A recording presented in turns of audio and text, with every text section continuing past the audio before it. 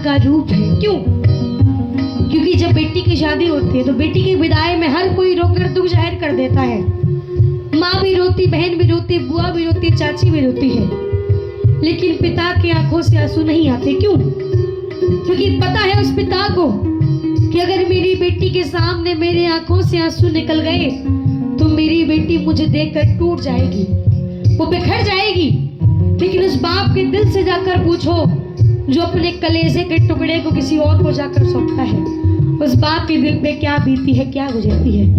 बड़ी प्यारी बात कही, सुनिए।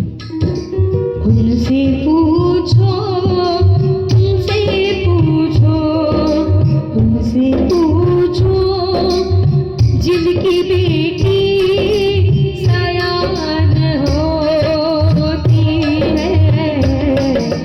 उनसे पूछो जिनकी बेटी सयान होती है।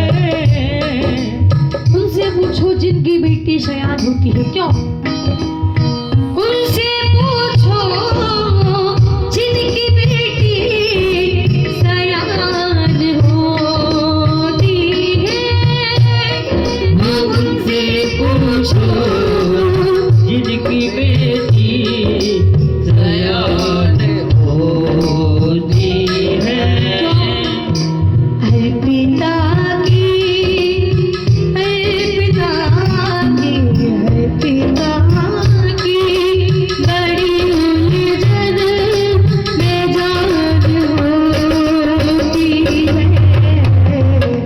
हर पिता की बड़ी उलझन में जान होती है। क्यों भगवान है पिता? क्यों भगवान है पिता?